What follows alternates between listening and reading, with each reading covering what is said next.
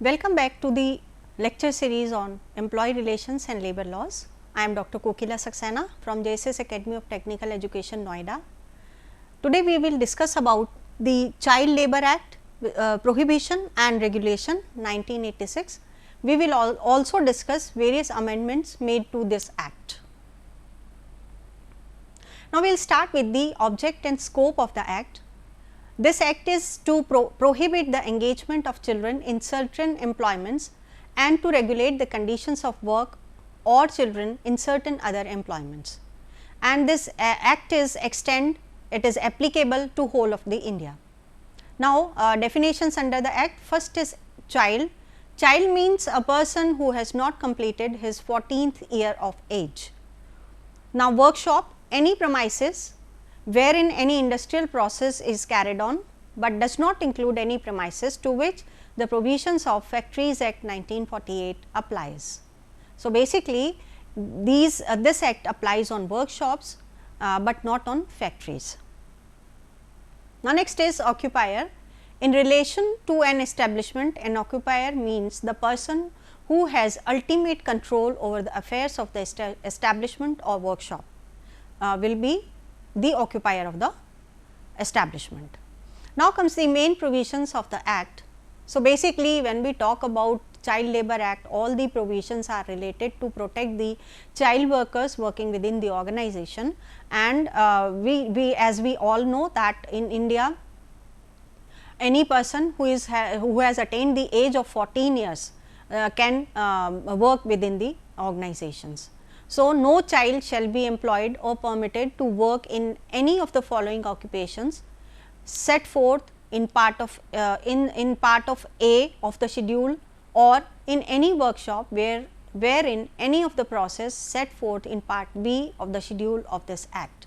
So, basically this act contains various schedules A and B, which is given under the act to prohibit the children to get engaged in all those occupations. Next is transport of passengers, goods or mails by railway. All the child workers, they are prohibited to work in all these transport of passenger, goods or mails by railway.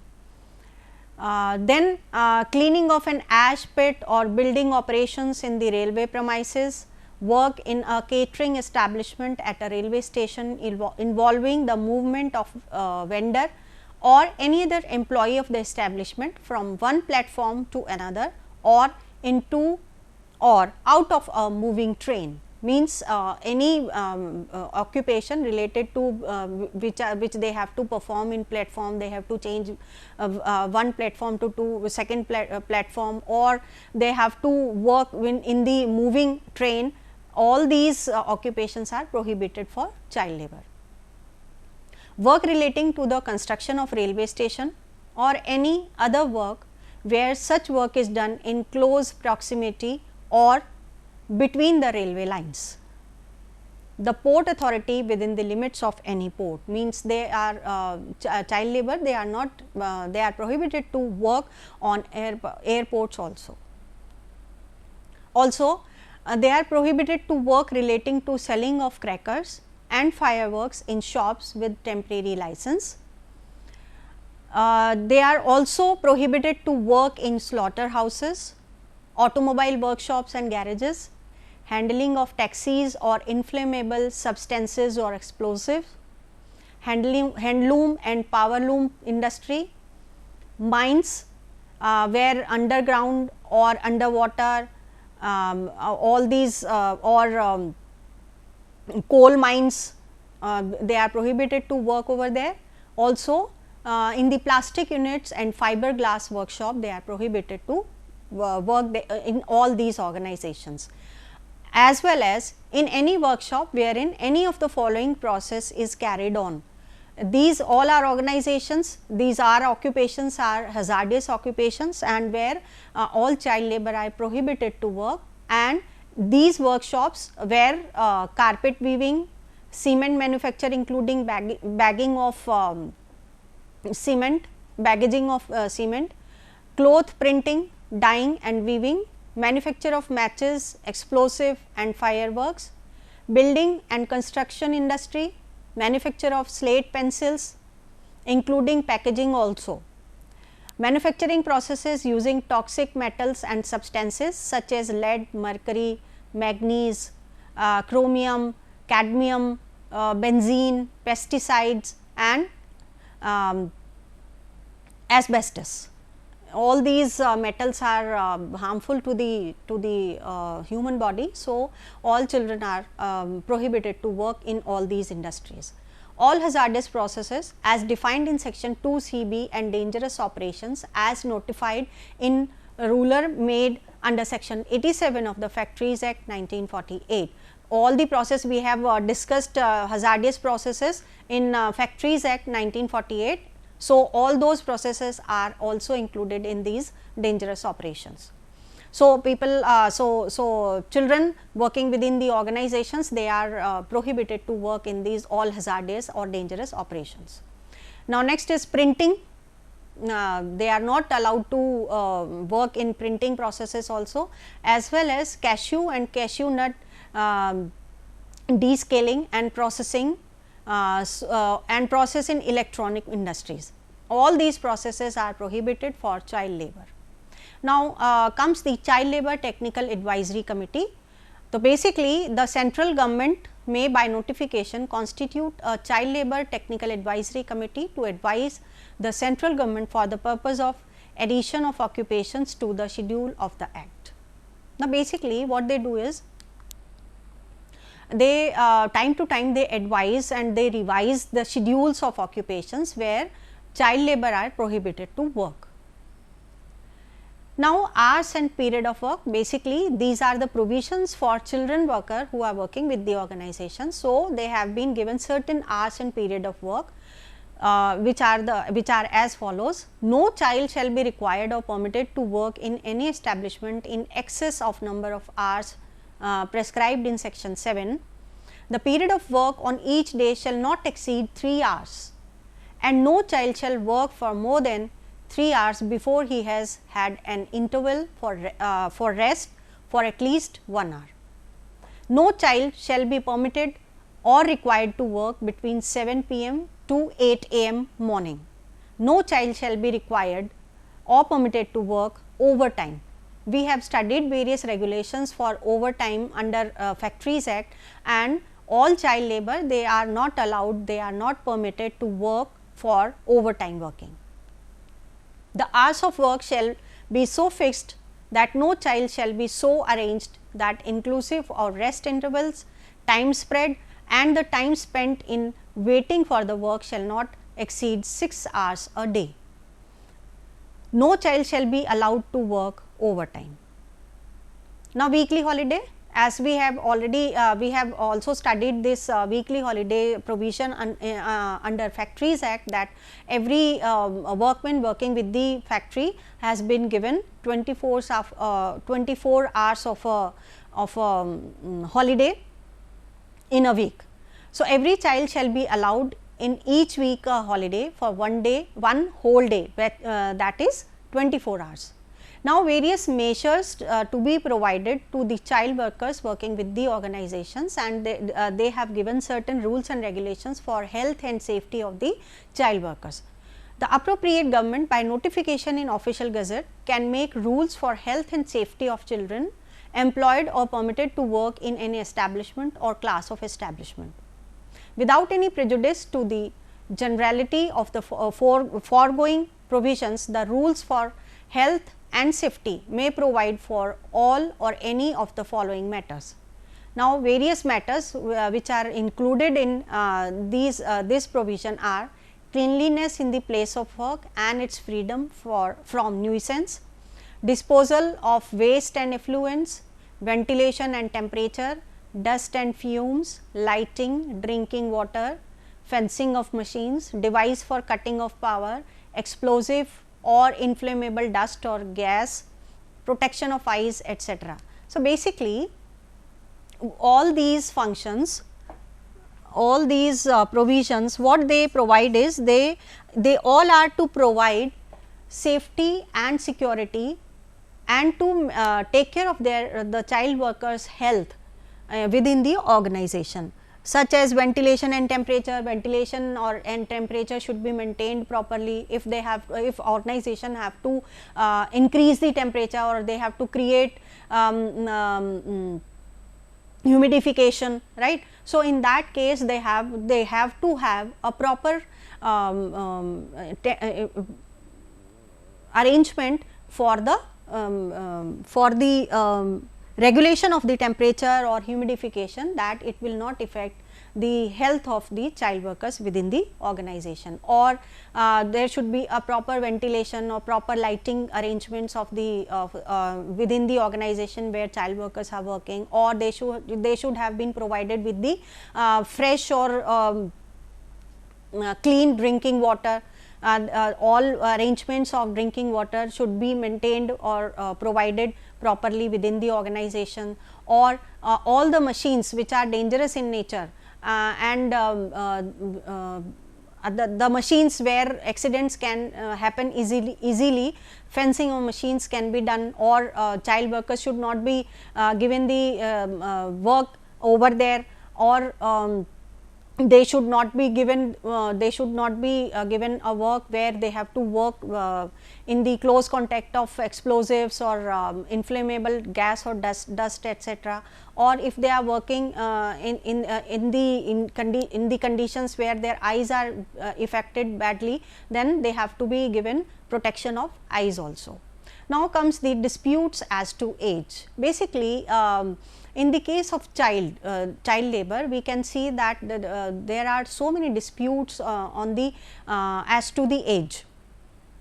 So, in that case, if any question arises between an inspector or an occupier as to the age of any child in the absence of a certificate in form C, as to the age of such child granted by the prescribed medical authority, be referred by the inspector for decision to the prescribed medical authority. A government medical officer not below the rank of an assistant surgeon for a district, or an officer having equivalent rank in ESI dispensaries or hospitals, can issue the certificate. We have studied about the certificate of age, fitness certificates by the surgeon under the Factories Act. So, what they do is they provide, they check the age of the workers working with the organization in the case of child labor, and they issue a certificate of age and fitness, and then only in that, after obtaining that certificate, child labor can work within the organization. Now, the registers.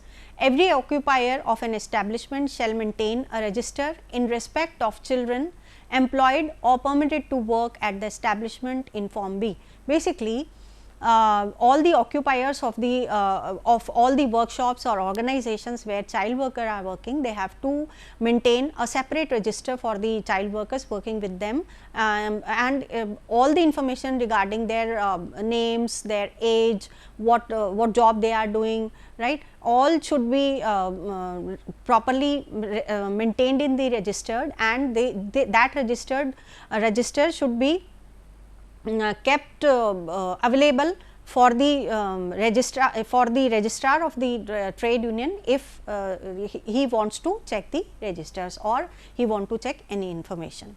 Now, display of notice. Every occupier shall display in the establishment the abstract of section 3 and 14 in form D of the act. Basically, all the notices regarding their working hours, their jobs, what they are doing in the organization, what is their working time, everything should be displayed in the notice. Now comes the penalties under the act.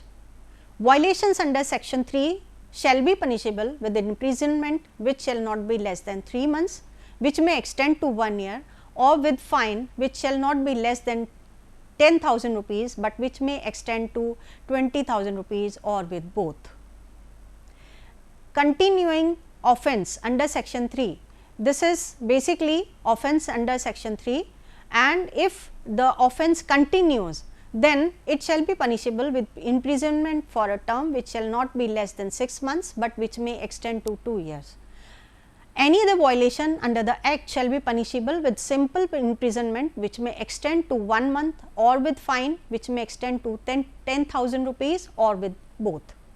Now, who can file the suit? Basically, this is about offences under the act, that if there is any offence with the child labour in the organization, who can go to the court of law. So, in that case, any person who knows the child worker with the working with the organization can go to the court of law and file the suit.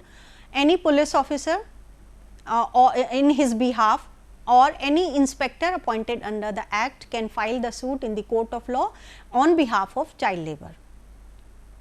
Now comes the powers to make the rules. The appropriate government by notifications in the official gazette can make rules for the proper enforcement of the act. Such rules may provide for all or any of the following. Number 1 is the term of office and the manner of filing casual vacancies, the allowances payable to the members and chairman of technical advisory committee, number of hours for which a child worker may be required to work, grant of certificates in age of age in respect of young persons. Now comes the so these were the basically powers of the rules. Any appropriate government can make the rules in the following areas, such as the term of office and manner, how to create the casual vacancies and how to fill the casual vacancies within the organization, as well as how the allowances will be payable to the members and chairman of technical advisory committee, and all the working hours of the child worker working with the organization, how many hours he is required to work, and grant of certificate of the age, which is very important for a child worker to get it done before he start his working with the organization. Now comes the amendments in Child Labour Act. Basically, when we talk about child labour, it is very crucial matter in the labour laws, because children working with the organization, they are into dangerous situation, and all rules and regulations should be properly maintained and exercised with the within the organizations to give them a proper security. So, from time to time government had made certain amendments in the Child Labour Act, which will be studied one by one. So, first is child labour practice is a hindrance to the mental as well as the physical development of children, as it deprives them of the most important phase of their life, their childhood. Basically, when we talk about child labour, it is about depriving them from so many things, and the most important phase of their life, which is their childhood. Children of or below the age of 14 years are strictly prohibited from being employed in hazardous occupations as per the Child Labour Protection and Regulation Act of 1986. Now, these are the various government initiatives for child labour, which includes in 1979, a Gurupad Swami committee was established to study and tackle the child labour issues.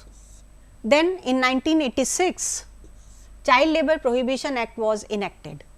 Then in 2016, it was amended. Child Labour Prohibition and Regulation Amended Act prohibits employment of children below the age of 14 years. It was done in 2016 with the amendment in Child Labour Act. And then in 2017, Child Labour Amendment Rules, broad framework against child labour. So, a broad framework against child labour has been enacted in 2017. Before that, before 2017, there was no framework against child labour.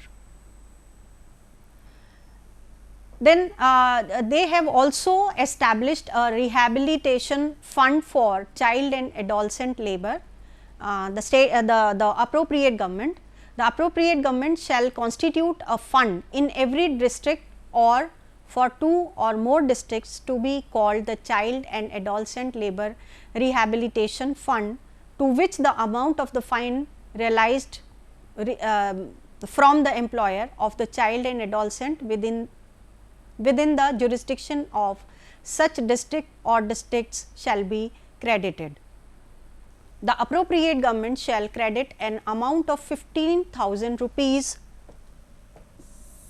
to the fund for each child or adolescent for whom the fine amount has been credited. So, basically they have constituted a fund which is called a Child and Adolescent Labour Rehabilitation Fund, and in that fund appropriate government credit 15,000 rupees per child worker. The amount credited to the fund under subsections 1 and 2 shall be deposited in such banks or invested in such manner as the appropriate government may decide.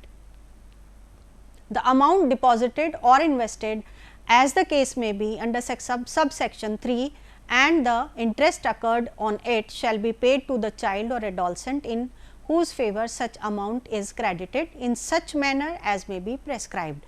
The manner in which they will be paid the amount, it is prescribed in the act. So, basically what they do, whatever amount has been credited, that amount is invested in banks or any other manner which appropriate governments thinks fit, the amount will be invested, and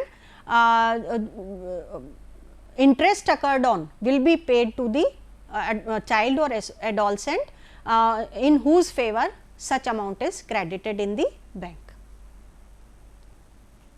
Now, in 1986, as we have studied in the previous slide, that Child Labour Act has been amended in 1986. The Child Labour Act designates a child as a person who has not completed their 14th year of age, and which aims to regulate the hours and the working conditions of child workers and to prohibit child workers from being employed in hazardous industries. So, this change has been done in 1986. Basically, they have enacted this act in 1986 and they had given certain provisions for working conditions of child worker and to prevent them for the employment in hazardous industries.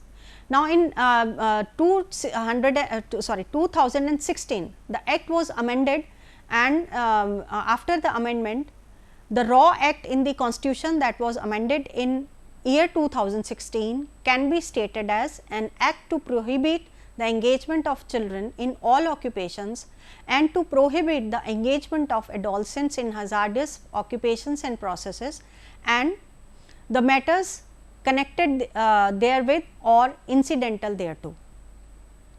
According to the amendment to the act, the Government of India will provide stricter punishments for employers who violate the act.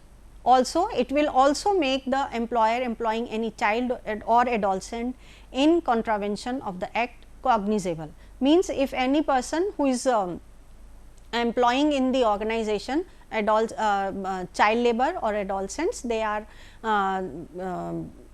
or they contravene the acts, and that act will be deemed as cognizable act. So, the act also allows the government to bar the employment of adolescents that are working in any hazardous conditions. Now, in 2017 again the Child Labour Act was amended and certain changes have been made in the act, which are the Government of India decided to make further amendments in the act after extensive consultation with the stakeholders. Provisions under the child labour amendment rules are as follows: a broad and specific framework for prevention, prohibition, rescue and rehabilitation of children as well as the adolescent workers, clarity on issues related to family enterprises, safeguards for creative workers or artists that have been permitted to work under the act with respect to working hours and working conditions. This is basically for the children working with the artists or creative people. Set of specific duties and responsibilities for law enforcement agencies to ensure effective implementation and compliance of the act. Basically, all the authorities have been given certain rights and regulations which they have to exercise for the compliance of the act. So, now these are basically amendments in child labor and their impact. Now, before the amendment, children below the age of 14 years will be allowed to work in occupations except for 18 occupations and 65 processes which were deemed as hazardous processes. So, after the amendment, complete prohibition of employment of children below the age of 14 and impact was complete ban that ensures all children under 14 years are in school as per the Right to Education Act. Now, people they have started sending their children to the schools under Right to Education Act, where the education has been provided free of cost. So, in second, before amendment, no help was provided to children working after school hours who were below the age of 14 years, but after the amendment, children allowed to work only after school hours or during vacations under the condition that our occupations were hazardous. This allows the working kids to learn their traditional skills and also help them build life values such as a sense of discipline, decision making, responsibilities and so on. In before the amendment, children below the age of 14 years will be permitted to work in family business occupation, both hazardous and non-hazardous occupations. But after the amendment, children below the age of 14 years will be allowed to work in family business or enterprises only if they are non-hazardous. This protects the health and ensures the child's well-being.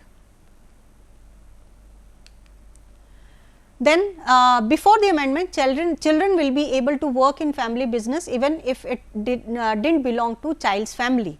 After the amendment, children will be able to work in family businesses even if it didn't belong to the child's family, only if the occupation is non-hazardous. This is the difference. This allows the working children to learn their traditional skills and values of life. Now, before the amendment, children above the age of 14 years did not have any prohibitions on employment, but after this, children between 14 to 18 years are categorized as adolescents and are not allowed to work in hazardous occupations. Before the amendment, adolescents were not provided with any working regulations regarding working hours and conditions which we have studied right now in previous slide. Regulated working conditions for adolescents working in non-hazardous occupations are in place, which provided adolescent working in non-hazardous occupations cannot be exploited. Then before the amendment, schedule of 18 occupations and 65 processes called certain occupations and processes applicable for a child tells where a child cannot work, but after the amendment a child can't work with any occupation. So, the list of prohibited occupations has been made infinite as there is a complete ban on employment in these kind of organizations for child labor. Before the amendment, no schedule of hazardous occupations and processes where an adolescent cannot work. After the amendment, schedule of hazardous processes and occupations provided where an adolescent cannot work, which protects basically adolescents' health. Now, before the amendment, no provision of providing a positive list of occupations where an adolescent can work. The government can provide a positive list of non-hazardous occupations where an adolescent can work and child can assist, which enable provision to allow the government to restrict the employment of adolescents in occupations that are classified as non-hazardous occupations. Now, before the amendment, contravention of provisions non-cognizable offence, but after the amendment it has become cognizable offence. Here before the amendment, no officer responsible for the implementation of act, but after the amendment district magistrate or the subordinate officer can be made responsible for the enforcement of the implementation of the act. Now, before the amendment, no provision of rehabilitation fund for rescued children. Rehabilitation fund was not there, but after the amendment, statutory provision for a child and adolescent labor rehabilitation fund with contribution of appropriate government also ensured for each child rescued. The statutory provision for a rehabilitation fund will ensure that the child or adolescent is only rescued, but his future is secured by the amount collected in the fund. So, these were all the provisions under Child Labour Act. Thank you.